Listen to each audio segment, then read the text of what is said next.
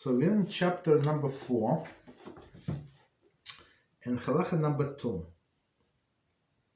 So we're learning about the learning of the Torah. Okay, and it's very interesting. So last time we said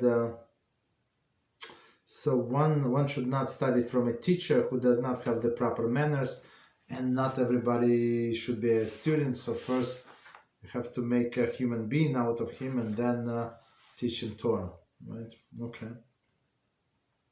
So next Halachah number 2, also very interesting.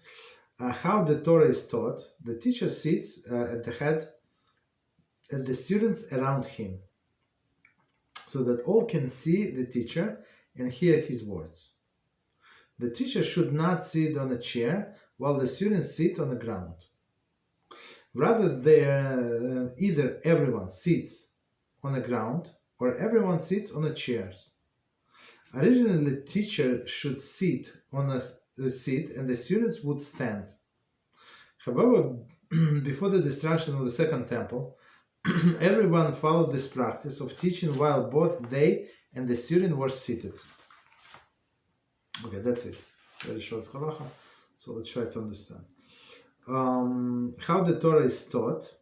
The teacher sits at the head and the students sit around him. Commentary, in a half circle. So it's not completely around, but in front of him in a half circle, right? So that all can see the teacher and hear his words.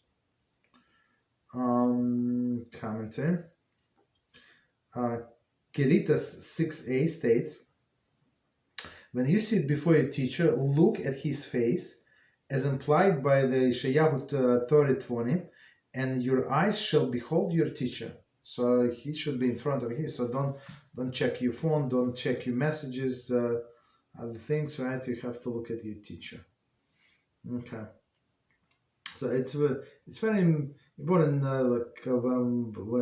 when somebody is trying to teach. So of course with words, but also with mimics and how with emotion, that's how people teach.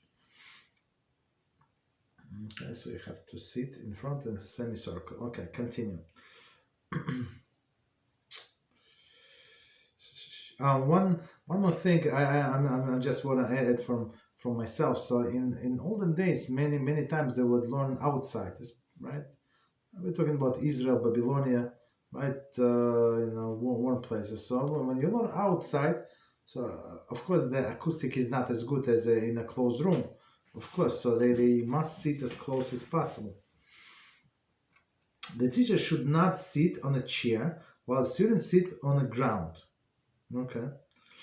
Rather, either everyone sits on the ground, or everyone should sit on a chair. Commentary. Moed Katan 16b praises David HaMelech for foregoing his royal honor and sitting on the floor to study together with the rabbis. So of course he was a king. So some honors kings cannot forego, but this was actually in honor of the Torah. So he would sit on the ground together with the rabbis. Very interesting. Right, so everyone sits on the ground, everyone sits on the chairs. 15, commentary. Megillah 21a notes that God told Moshe in Dvarim 5:28, stand together with me. Right, HaShem said, stand together, meaning in some sense, whatever it means. So HaShem was standing, right, and he said, he told Moshe, you also stand together with me. Very interesting. Since God neither stands nor sits, the verse obviously refers to the proper approach to instruction, where no distinction is made between the teacher and the student. Right? So that's why he stands. Okay. So for me, I have a better concentration when I stand. That's for me personally. But for many people, when they sit, it's better. They have better concentration. Doesn't matter. Whatever works for them. Okay. But here they say it's okay. Continue. Rabbi Nissim, in other commentaries, cite the Talmudic passages which appear to contradict this principle. Here we go. he explains that sometimes the teacher would sit in an upright position so that the students could hear the words more easily. So it's not like he's trying to put him higher than the students, but for, as we said, for acoustic, I mean, right, especially in outside. Maybe if it's inside, there is not such a big problem, but outside for sure it's a problem. Alternatively, when he would sit because of the he sit on a chair because of this reason, because so they can hear him better, and I guess I just said it for myself, even see him better. I mean, if everybody is sitting on the ground and in front of me, big guy, so of course I cannot see behind his back what's going. I cannot see the teacher.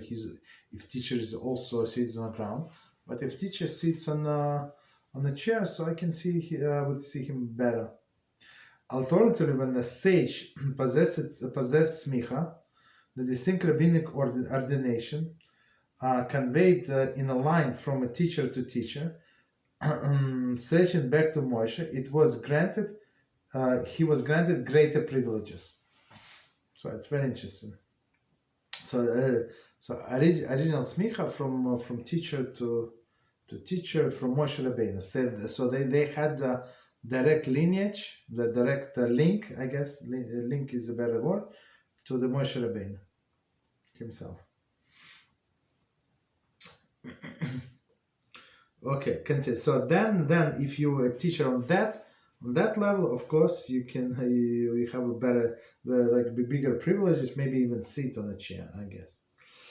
Original or like if it's not because of something like for example, like if he's an elderly person, so he cannot sit on the ground. He's I don't know, a weak person, like fragile person, he cannot sit on the ground. That's too much, right? So of course we can sit him on a chair and we can sit on the ground, right? So it does not contradict this halacha. Originally, the teacher would sit and the students would stand. Commentary: the Halachah Mishnah notes that this principle to be the direct contradiction to the principle of equality mentioned beforehand. However, he explained that the teacher were allowed to sit in order to be able to relax and transmit the subject matter more clearly. Hence, adopting that position does not reflect the feeling of superiority over the students. Okay, he just, I mean, for example, this teacher has many classes, like, okay, back-to-back classes. Of course, I mean, he cannot stand for many hours. Okay, so he would sit. Okay, no problem.